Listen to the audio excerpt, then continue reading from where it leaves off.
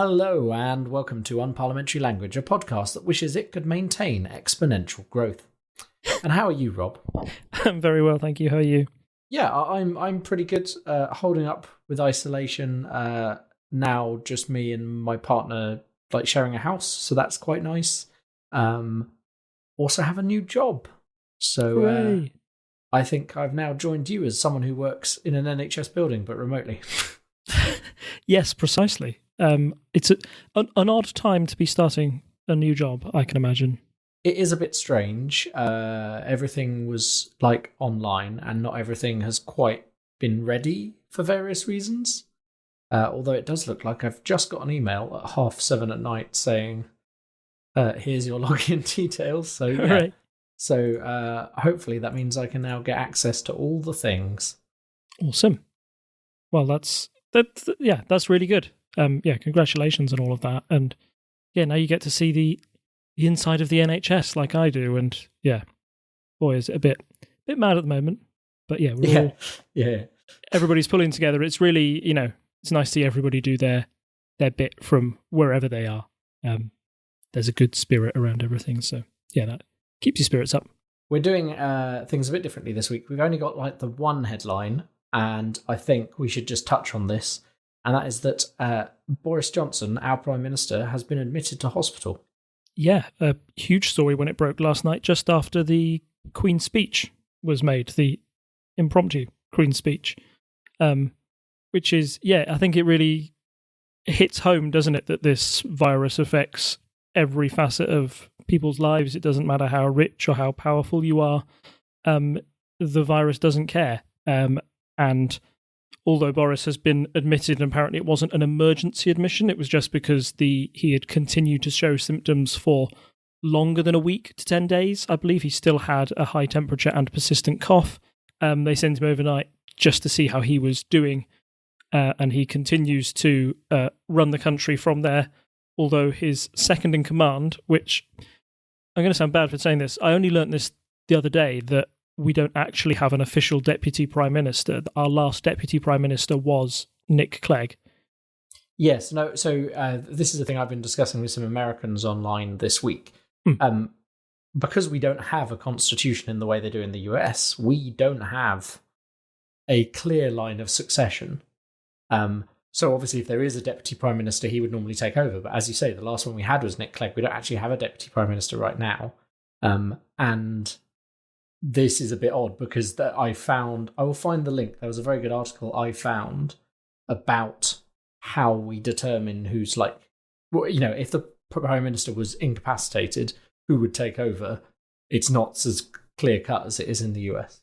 I'd be fascinated to read that article, because you think, I know that the person who's taking over is Dominic Raab, who is currently Foreign Secretary, which is one of the more senior cabinet positions. However, you'd probably say off the top of your head that Rishi Sunak, or whoever is the Chancellor of the Exchequer, is probably the most senior cabinet position behind the Prime Minister. At least that's always been my interpretation, but maybe that's me just growing up in the Blair Brown years, where there was such a power dynamic there that Brown sort of was the de facto second in command, even if nobody officially put it down on a piece of paper.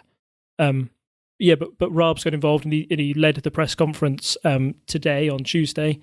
But it's an area where the Foreign Secretary hasn't really been affected by COVID to the same extent that the Health Secretary would have, or indeed Michael Gove, who's been taking a lot of the press conferences. So it's interesting to see Raab suddenly appear halfway through lockdown. I wouldn't have put him necessarily at the top of my list of people who knows what's going on with coronavirus.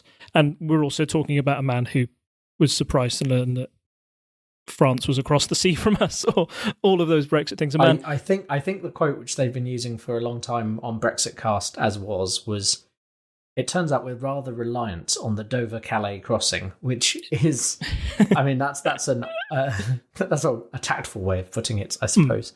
Yes. I've posted a link. I'll throw it in the show notes. But the key point about how our constitution works, the Prime Minister is actually a first among equals, and various powers are given to different cabinet positions. And there's a very lengthy article, but it's very thorough if you want to read through it. That was last updated in March this year from the Institute for Government, which talks about the various ways someone could be acting Prime Minister. Definitely worth a read. It's interesting because, as we've commented on before, we don't have a codified constitution in the UK, and that can lead to some weird edge cases where you might not suspect there to be a weird edge case. Yeah, certainly. I think this is unprecedented, isn't it? So it's bringing up all possible scenarios that you could have. I just, I think everybody wishes Boris well and hopes that he gets through the other side of this. It's horrible for anyone involved whose lives have been affected by this virus. So yeah, just passing best wishes on, I guess. Yeah, no, I mean, you may disagree with someone on their policies, but yeah, you see a lot of hateful things on Twitter at this time, and no one should, anyone lost to this is it's not a fun thing. We discussed this last week. Getting the infection is not fun for anyone, and dying is obviously not a fun thing. I don't know how else to phrase that, really. We don't want people to die, do we? No, I guess it changes the tone of the conversation, doesn't it? Because sometimes people will be, oh, lol, this is just a flu, which was kind of how it was viewed right at the start. And then everybody was kind of laughing that Boris Johnson said, oh, I shook hands with all these patients and I'm fine. And then he got the virus, which everybody was like, oh, stupid Boris. But he'll probably be fine, is what everybody's saying. Now he's actually gone into hospital and had a night over there. Everybody suddenly go, oh, goodness, this is something we should take seriously. If it can affect the Prime Minister, it can affect anyone. And nobody would have highlighted Boris Johnson as somebody who would have been potentially at risk. And I must stress again that, it wasn't an emergency admission. He is the Prime Minister, so it's only natural that they would probably take a little more precautionary measures than they would for the average citizen to make sure that he gets through this. Yeah, I mean, I have seen a kind of people saying things along the lines of, oh, well, they can't test all these members of the NHS. Why are they testing the Prime Minister? And I'm like, well, he is the Prime Minister. I don't I understand the sentiment and the frustration that's being expressed there, but he's the Prime Minister. That's like saying, why doesn't everyone in the NHS have bodyguards? Well, they're not the Prime Minister. Again, regardless of your feelings about him as a person or as the Prime Minister, the fact that he got tested and, is suddenly being rushed to hospital, etc., that's not surprising in any way to me. That's exactly what you'd expect to do for your well, not head of state, but your head of government. Just breaking news here, Tom. What? The Prime Minister has been moved to intensive care. That was tweeted by Laura Kuenssberg 3 minutes ago. Yes. Oh. Wow. And Prime Minister is asking Dominic Raab to deputise for him. Wow. Yep. Okay. That's kind of sudden. Yeah. We rarely have stuff like that happen on air, as it were. Intensive care is not fun for anyone, and you wouldn't wish that on anyone, as I think we've said. So, yeah. Yeah, where do you go from there, Ray? Yeah, I don't think we can really say much more right now. No, obviously a breaking story, and it'll probably take days for this to update. And the other thing that happened at the weekend was the Queen gave a speech, which is quite rare, I'm led to believe, outside of Christmas. I definitely saw at least one person on Facebook joking that it felt like it was time for a turkey dinner and some presents. Yeah, sorry, I must admit I didn't watch the speech, so you're going to have to fill in because that's fine. I'm a terrible Brit. I think probably it was best summed up. I quite like watching the Queen's speech. It's a fun thing on Christmas. This obviously is a time of both national and international concern, and I think she's always done a pretty good job. I mean, there's been a few. So, as I said, this is a rarity outside of the Christmas speech. And the famous one where the Queen, everyone was watching the Queen, so she didn't, make a misstep, was after Princess Diana died.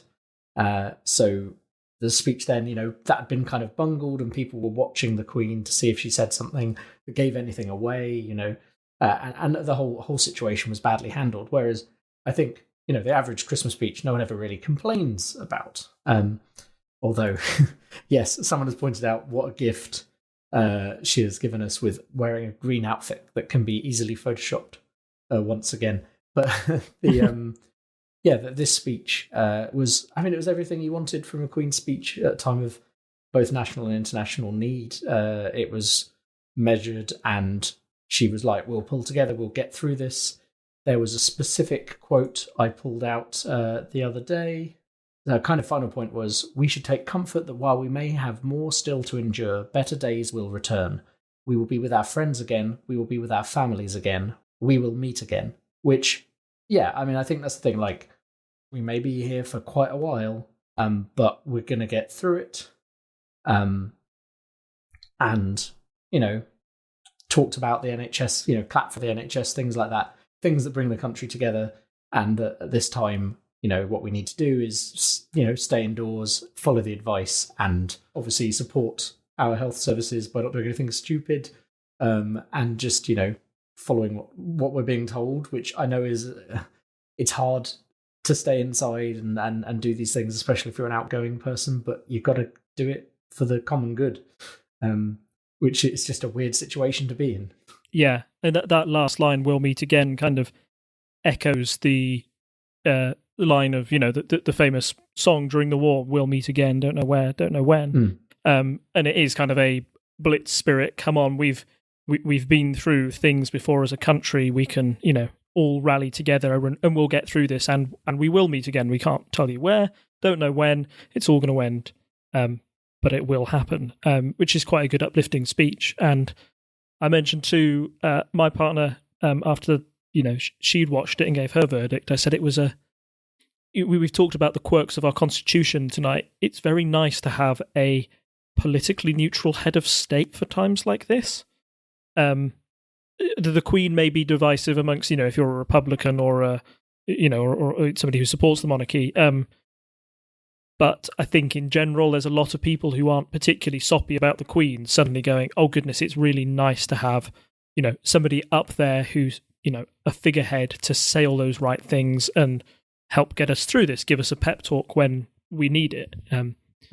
That's a very stark contrast to maybe what's happening over in the United States, where obviously they've got Donald Trump as their head of state, and the scientists at press conference seem to be wrestling with their head of state to make sure that he stays on the official guidance and doesn't undermine them in any way.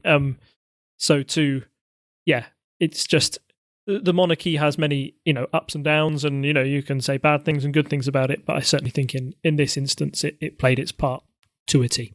Sorry, that was the point I was going to say. I've discussed this with various people over the weekend, and I was talking to someone who basically was like, oh, you know, I saw the thumbnail.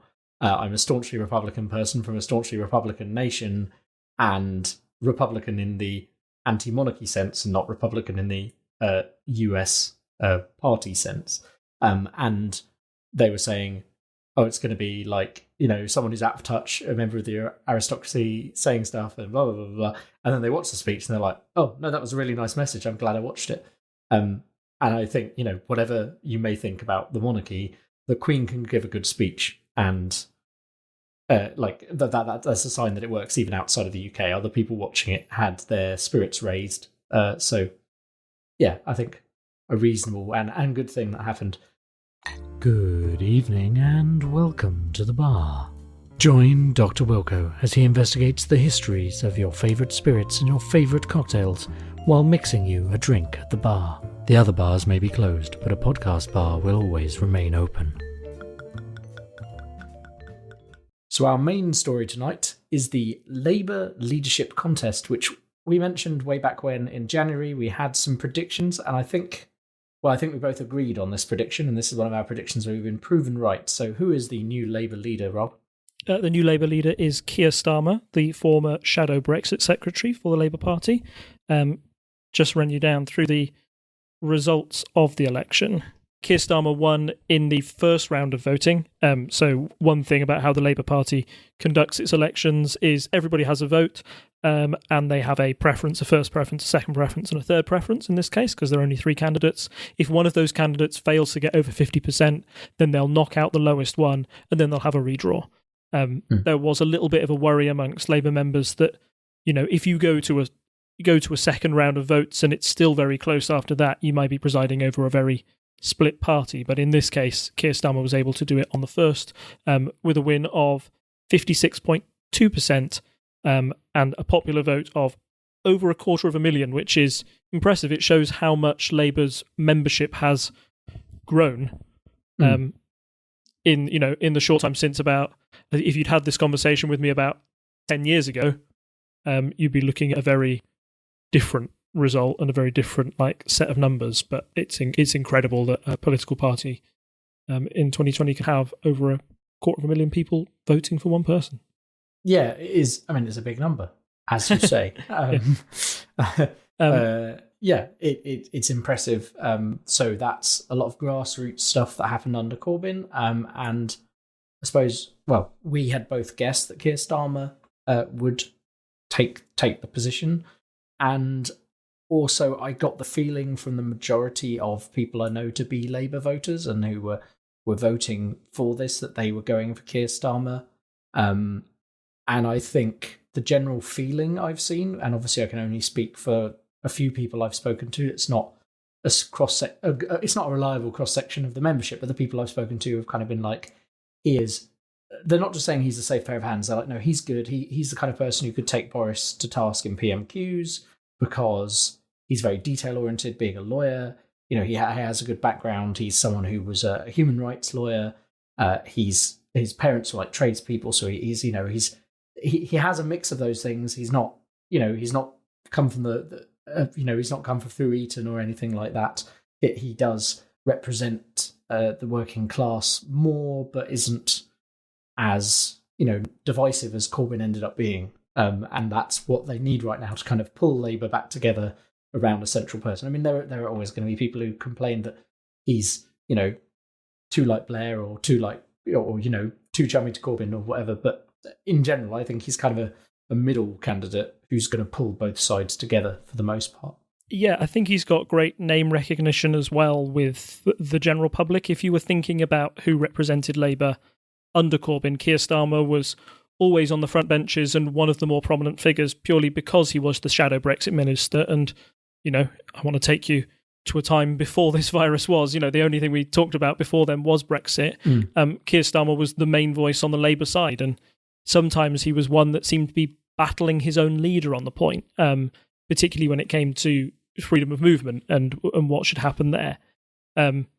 So I believe that he took the role that most leaders do, as in he was in the front benches of the party, but he was also distant enough from the core leadership that when the election happened in 2019 and Labour suffered such a big loss on that night, he really didn't hold much of the stigma or much of the blame for that. He could be a candidate who people could rally behind and say, let's form a new party in the image of this person rather than our old leader. That wasn't the case for the person who came in second place, Rebecca Long-Bailey, who was the sort of anointed Corbyn person who was going to take on Corbyn's mantle. I think we discussed this in earlier podcasts, but it was always a problem of Corbynism. I felt that it was so based around one man. Where do you go when that one man goes away? We've seen it with other parties as well. You could have a look at somebody like Nigel Farage, who was so crucial to UKIP, and when he left and formed his own party in the Brexit Party, people left UKIP in their droves because not only had UKIP had its fair share of problems, but people seemed to like Nigel Farage for whatever reason, or a subset of the British population do, and they would rather follow him, and they're not really bothered about what party he represents.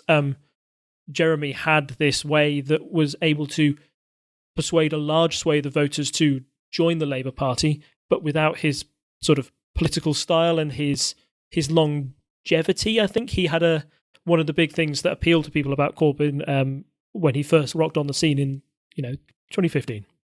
Yeah, 2015 was when he was officially elected Labour Party leader. One of the big things that got people on board was that he'd been a long-standing Labour member who had always voted against sort of the worst Blairism bits, and Blairism was definitely out of fashion back then. Having this consistent track record is something that Corbyn could boast that Rebecca Long-Bailey couldn't. And although she was backed by Momentum, the same group that had been able to push Corbyn past the finishing post, she was unable to take any of that momentum into the final contest, and her final result of 27.5 shows that her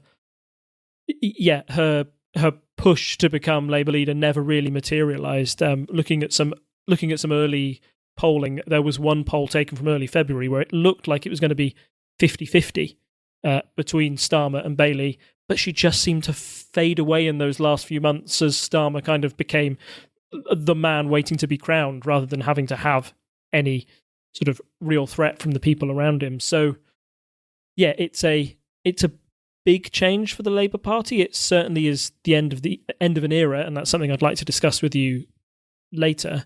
But obviously, this later leadership change comes at a very odd time for the world in general. So I actually feel that Keir's job is not as difficult as it may be. The spotlight's going to be on him, but not on him as much as he'd been voted in normal times.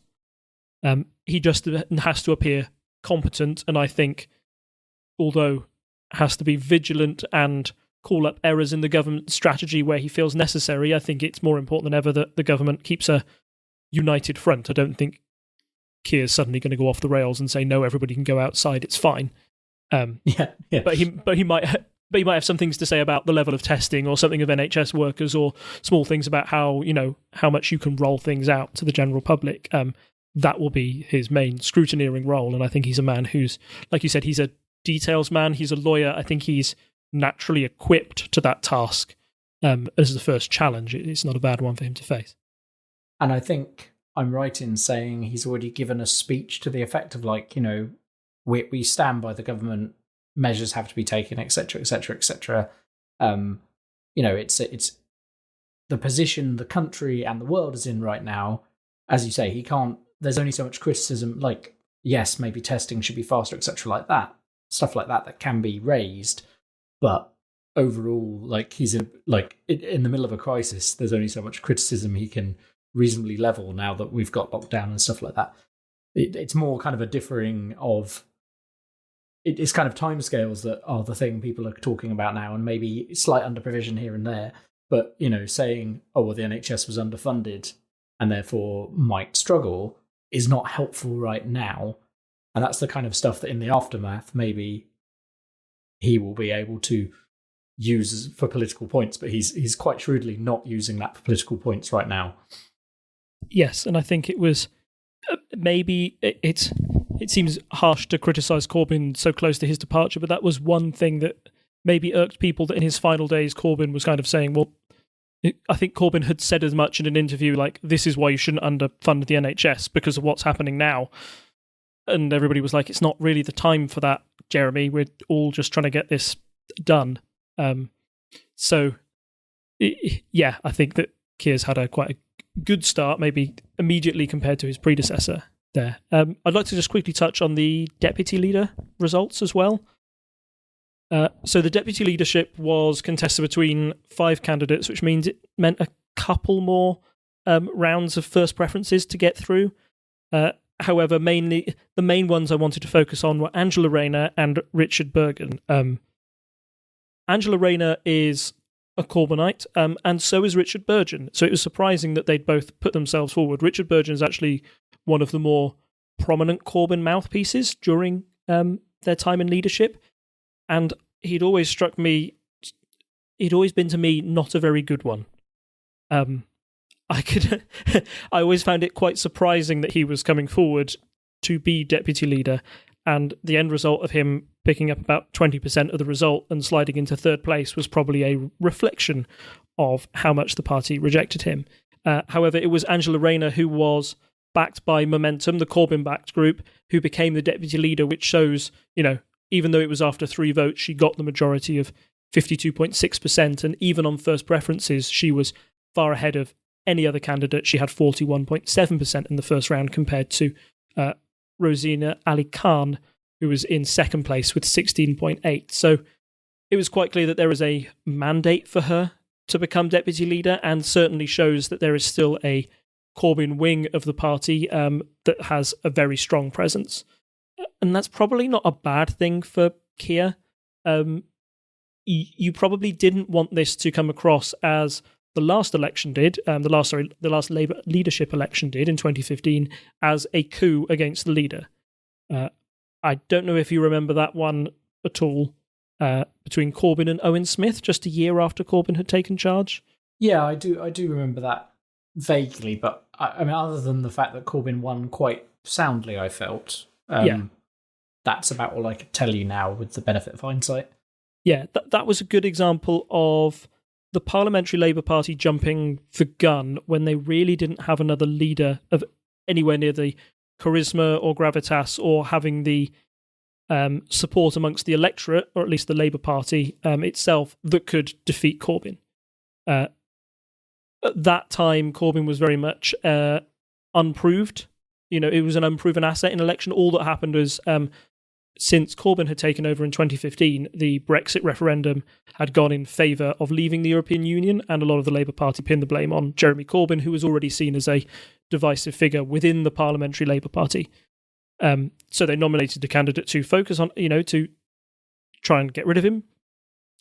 Yeah, by picking a candidate like Owen Smith to run against Jeremy Corbyn, it was largely seen by the grassroots membership as this was a coup. And you saw it all over online, that this is a coup against a man who's just trying to do his job.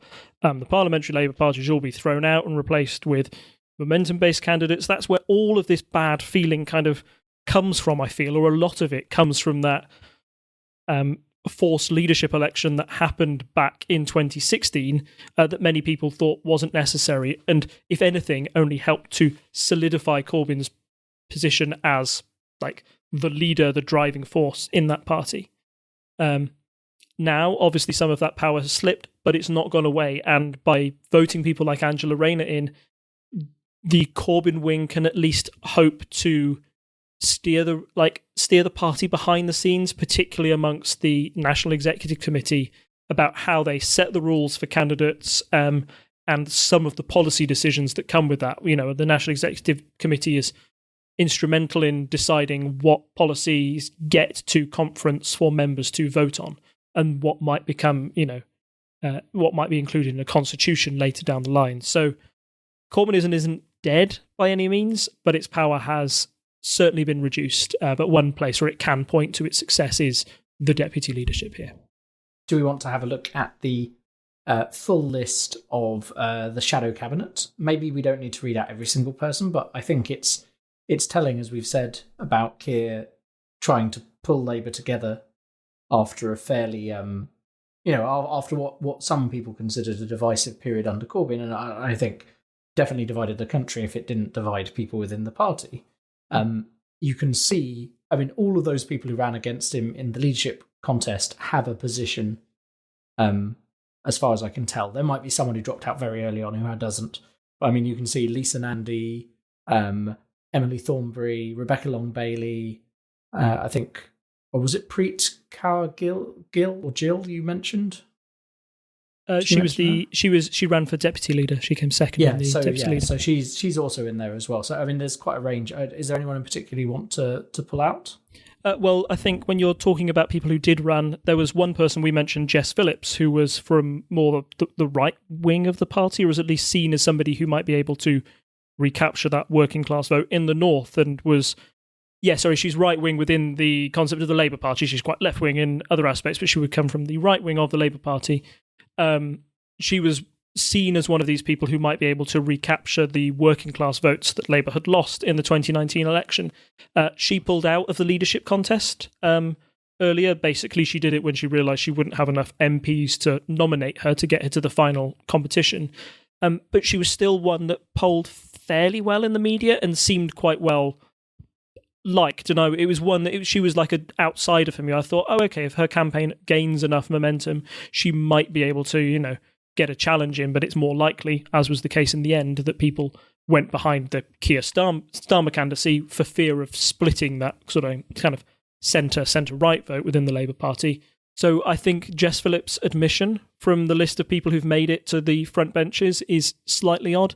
It might be that they're focusing her on a different role. I think she would make like a stonking mayor of one of the northern cities. You saw that with Andy Burnham, who lost against Jeremy Corbyn in 2015 and was seen as one of the rising stars of the Labour Party, who then became Mayor of Manchester and I think has done a really cracking job and been seen as incredibly competent up there. Likewise, Sadiq Khan, who was seen as one of the stars of the Labour Party, became Mayor of London, and I think that's done no harm to his chances of maybe becoming leader in the near future. So it might be that one of those roles is there for her, but her admission is a little odd. The only other thing to sort of mention about the shadow cabinet is not only that he kept like the people who ran against him close, which is always a smart idea. You want people who are good leaders. You want competent people in your cabinet. You should never shun talent. That's always a bad idea. But who he has thrown out are probably the big cheerleaders for Corbyn. So gone is Diane Abbott, gone is John McDonnell, and so is Richard Burgon. All of them have left their roles on the front benches. They were probably the three people who were most closely associated with Corbyn, or the ones you'd always see on the media talking up Corbyn every way, shape or form. I don't remember any of them kind of saying, "Oh, I think our leader's got this one wrong." Compare that to figures like Keir was always there on Brexit matters to say, well, maybe we disagree on some things. Or if you think of the old deputy leader, Tom Watson came out and almost outwardly, said that Jeremy Corbyn had mismanaged the handling of anti-Semitism claims within the Labour Party. And that's quite bold to go out and talk against your leader. So all of those traditional cheerleaders have been gone, and that shows a big break from the last 5 years. The final one I wanted to point out is that there is a return to the front benches for Ed Miliband. Yes, I was about to post that in the chat. It's okay. You can eat a bacon sandwich now. The world is saved. I always think Ed was done a bit dirty back in 2015. I can talk about that election till the cows come home, but the short. I can't remember if you spoke to us at the time. Probably not. That's probably pre any of these podcasts. But I remember being sat there in a hotel in Manchester, having travelled up there for work and managed to do my proxy vote, emergency proxy vote via a friend. I was living in a very conservative constituency at the time, so I was not surprised at the result where I lived, but I think I was quite shocked by the overall result, and I think that was a surprising year, wasn't it? 2015, really. Yeah, it was meant to be a hung parliament, and to see Labour lose, a lot of people threw Ed Miliband out and said, "Oh, it's all his fault." And the Ed Stone, I don't know if you remember that, but yes. The pledges carved into rock was seen as one of the more comical moments, along with the bacon sandwich. But really, I always look back on that election as Ed Miliband being the victim of circumstance and political manoeuvring by David Cameron, who promised the Brexit vote, and you could say he almost sold the soul of the nation. Maybe that's a bit strong. To get power for the Conservative Party. He saw there was a real threat from UKIP of taking away a lot of Conservative votes, and the promise of a vote on a referendum, and the fact that you've just had 5 years of coalition, you don't want another coalition, do you? Was enough to tip their argument over the line more than it was a rejection of Labour's policies at that time. There's also a lot you can say at that time that maybe it was a rejection of Labour's insistence on keeping some austerity pledges, which is one thing that really has changed since 2015. We'll go on to talk about the legacy of Corbynism, but that is one thing that you could say is a failure of Ed Miliband's time in charge.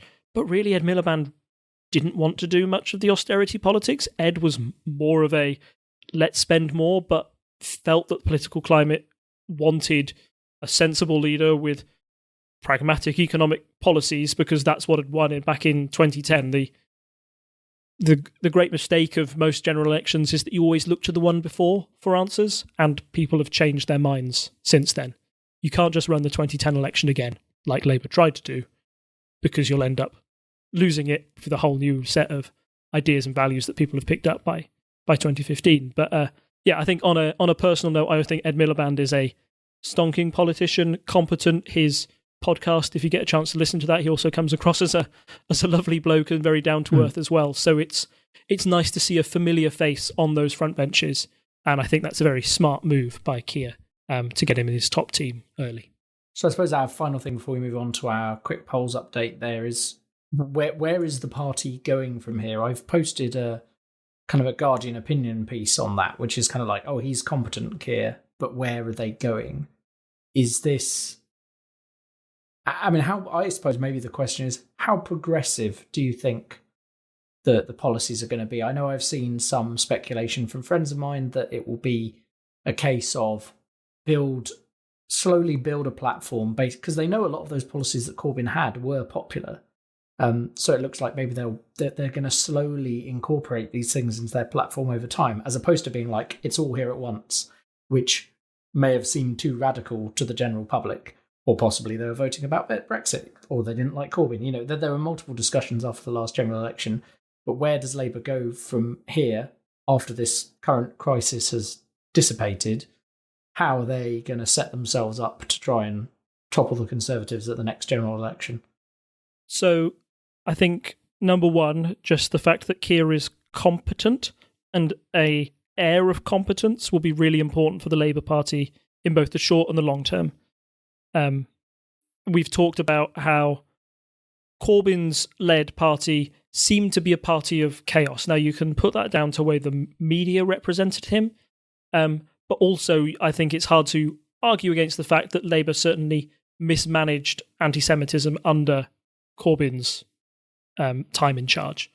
And that is something they will automatically want to shake. And I think a clean break from Corbyn helps with that factor. It doesn't remove it entirely.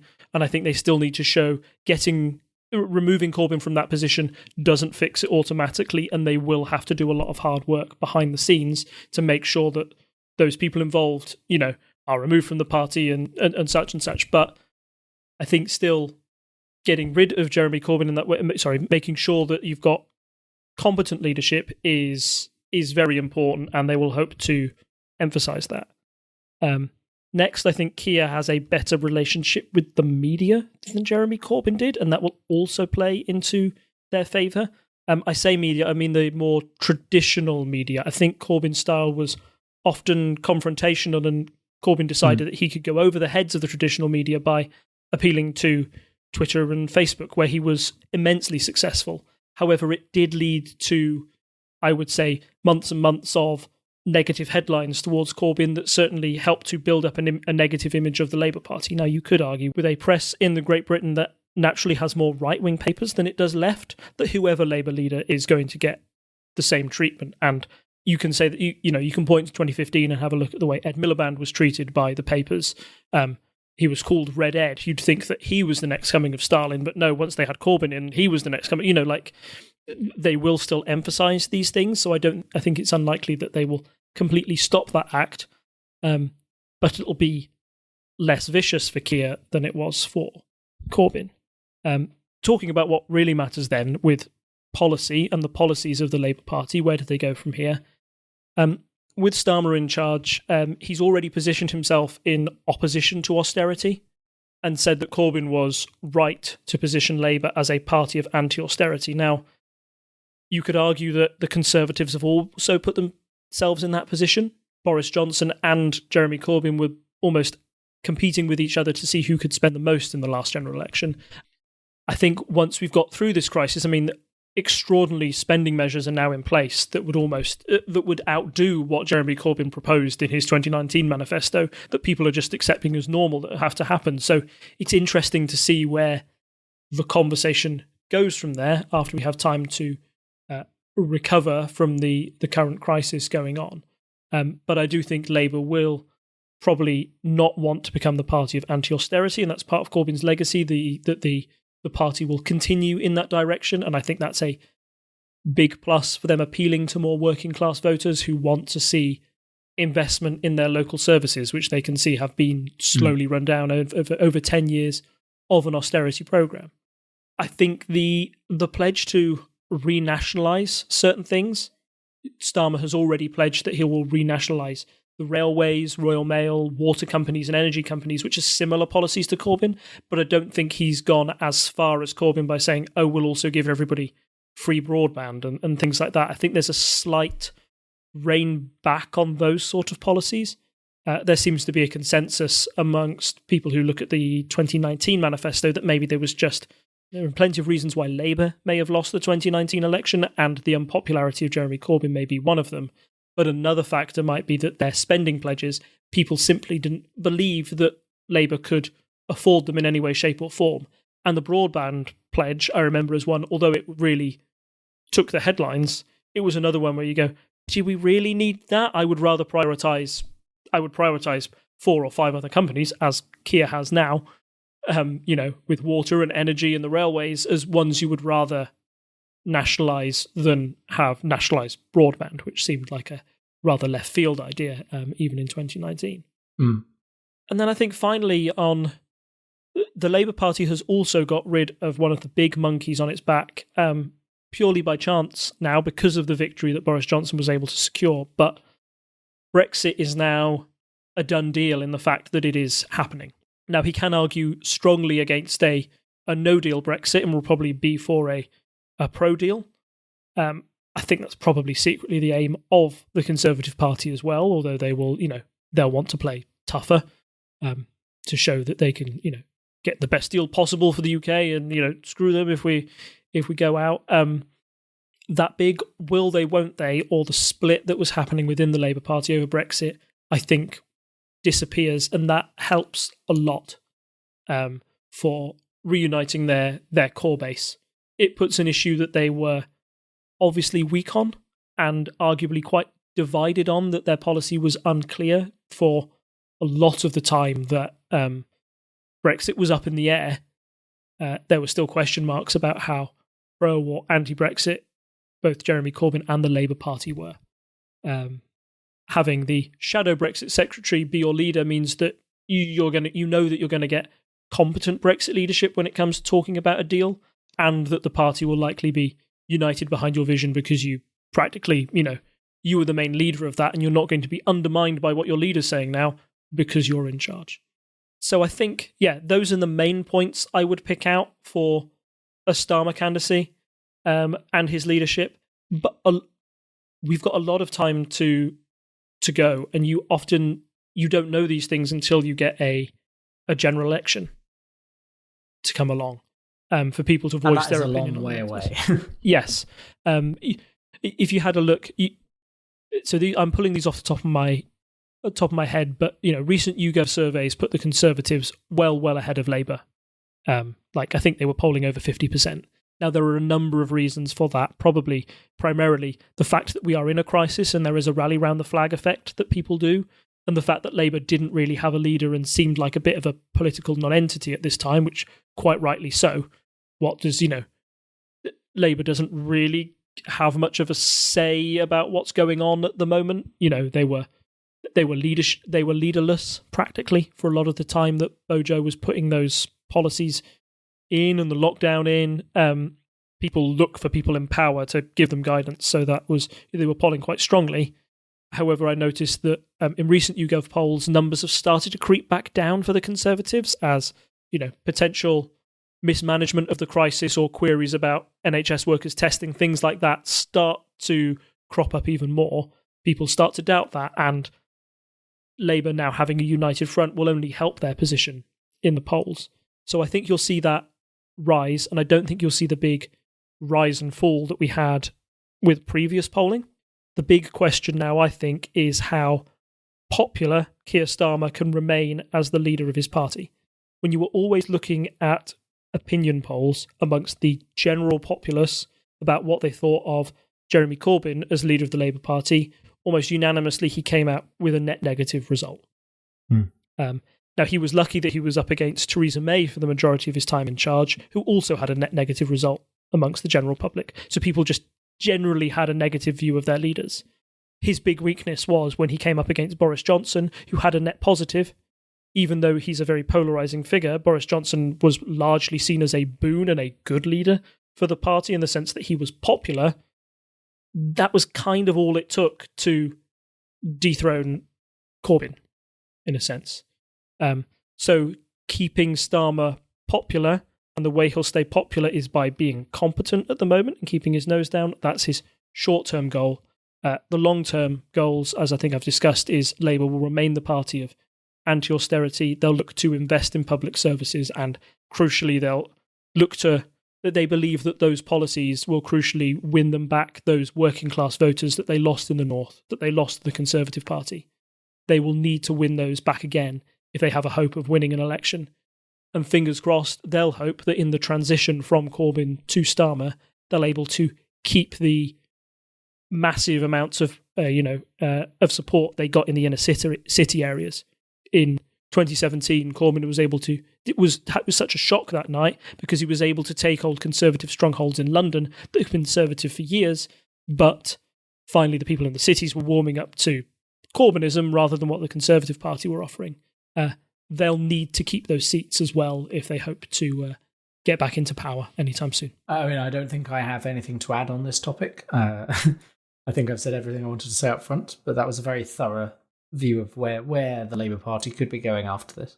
Thank you. Thank you for letting me with which one. No, that's fine. I think that's why the audience is here. It's not to hear my questions, but to hear your insight.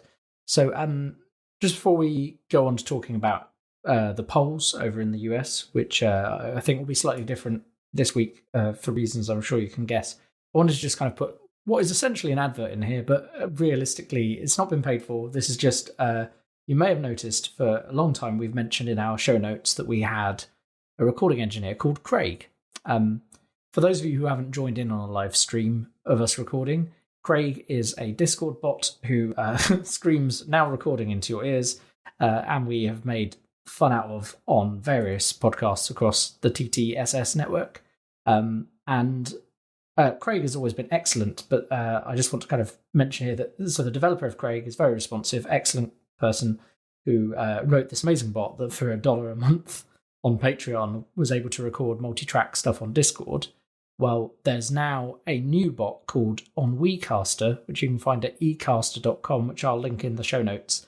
And it's currently in open beta, so if you want to go and test that out, it's now kind of decoupled from Discord. So if you just want an easy way to record multi-track recordings of your friends that are all time synchronized and can be downloaded as lossless FLAC, which, if you know about audio formats, you'll know is an important and good thing. It's all high quality in modern formats. It's not like downloading lossy MP3s, and frankly, it's excellent. Go and test it out. The dev, as I say, is very responsive, has a Discord. You can go on and discuss any bugs you find. Normally responds in minutes if ever we've had a problem recording. And yeah, I think go and have a play with it in the beta, because you're going to want to. If you're someone who wants to record audio like a podcast, it's very easy, and it's the kind of thing you're going to want to back once it's actually out there. But go and test it while it's free, because it is excellent, and we've been using it essentially the same feature all this time, but now it's kind of popping out into its own app, separate from Discord, so you can use it wherever you're recording. It even has a built-in kind of voice client thing, so you don't actually need to be on Skype or anything. You do it all through the recording app. And frankly, it makes my life a lot easier editing, knowing that I'm going to download 2 tracks that are going to be perfectly time synced. So I just put them into whatever editing app I'm using at the time, and I just start editing away. Now recording. Sorry. That was my tribute to Craig. So I think without further ado, we're going to move on from that into our quick polls update. Over in the US, Biden was obviously leading the polls, but things have changed quite rapidly in the US as they did over here. So what's the situation now with regards to the primaries and all of that? The next presidential election in November will be between Donald Trump and Joe Biden. His approval rating has actually shot up, basically, from the end of March, from about 43% to 45%. And disapprove has gone down from about 53 to roughly 50%, which is fairly good. For him, I expected there to be suddenly a huge rise in disapproval if you think of how he's handled the crisis, but I think maybe that's just to show that many Americans are grateful that the president is finally taking it seriously. I know he changed his tone quite rapidly within the past 2 weeks. Since we last recorded a podcast, he's gone from downplaying it and say it'll all be over by the end of April, to I think the revised quote is the one I've been heard the most, is like, it will be good if we can avoid, if we can get under 100,000 deaths within the US, which is quite the change in rhetoric.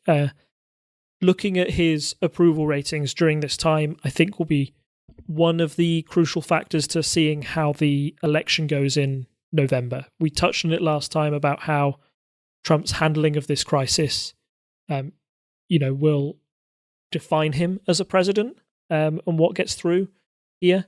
It's widely thought that the Democrats don't have to do much now, other than, don't make any big faux pas. They're not going to stay silent, but they're just going to allow the president to do his thing. Unless, I imagine, if the president suddenly says lockdown is over tomorrow, I think the Democrats will probably be, quite vocal against that. But in short, the way that Trump handles this crisis and the amount that either his approval goes up or down, I think will be probably one of the defining factors in November. We usually point at the economy, but the economy is going to be what it is after all of this. Trump wants economic stimulus, and as they've had to put into place, Congress, one of the biggest economic stimulus bills in the history of the United States to get people through this. If you have a look at unemployment in the United States, there was a scary graph that I saw where it just shows unemployment over time, and then all of a sudden 6 million people are unemployed on this graph, and it's by far the biggest unemployment spike that the United States has ever had in the history of the nation. Sorry, I just want to touch on that graph because I saw that doing the rounds. It was on the BBC website, taken from some US data, and the average, this is the sign-on for unemployment benefit in the US, the average has been around 350,000 people a week. And that's going back to like 1900. So you can see on this graph, they mark in all the recessions, and there's a small blip during recessions, depressions that have happened. And you're talking, in the tens of thousands. And this graph is like flat, flat, flat, flat, flat. And in that week, the week before that was 3 million, and the week up, and that week was 6 million. And it's shocking. It's never been that high, not even during the Great Depression. Admittedly, I think part of that is to do with how unemployment, I think there have been changes in how that works nowadays. It's like suddenly. It's a huge amount, and sheds, puts a big spotlight on America's support network that it has and the welfare state. And was it ever designed to cope with something like this? We've been, I think, immensely lucky in this country that we have a national health service, that nobody who is getting ill or has to go to intensive care with this virus and hopefully come out the other end of it has to worry about medical bills. There will be people in the United States who will be worrying about that whilst simultaneously being on unemployment benefit, etc., etc. It seems like a very scary scenario to be in over there. And the way that Trump and the Democrats and the country as a whole will react to that, I think you might see quite a significant change once this is all over, or I hope there is, because it certainly is shining a big spotlight on some of those problems. So thank you, as always, Rob, for joining me and giving me your insight. I think, as usual, there's not much to say other than you can find us in all the usual places. You can go to parliamentary.observer, our website, to find all of the show notes. You'll find our show notes at parliamentary.observer/unparliamentary/314 for this episode.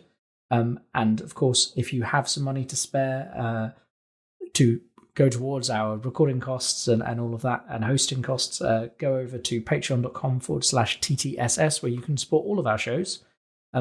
We've started doing small adverts for other shows on the network across all of our shows, just to let you know what exists out there. So there'll be one of those at the end of this show for you to listen to. And obviously, adverts for Unparliamentary Language will be appearing on other podcasts. So hopefully we'll get some new listeners from that. So sharing our audiences among all our different podcasts. I don't think there's much else for me to say today other than it's good night from me. And it's a good night from him. Bye. Bye. Bye. Bye. Bye. Bye. Join Mike, And Tom, for nerdy conversation with a multitude of guests on Hat of Many Things. Say hi, guys. Hi, guys. Hello. I'm Mark, a librarian and professional wrestling ring announcer. I cast League of Legends. Soteros Philbricato, best known for my work with White Wolf and Onyx Path Publishing on the World of Darkness. Hi, I'm Jason Carl. I'm the producer of V5 at White Wolf. Yeah, my name is Johanna Pettersson. I'm a Finnish game designer.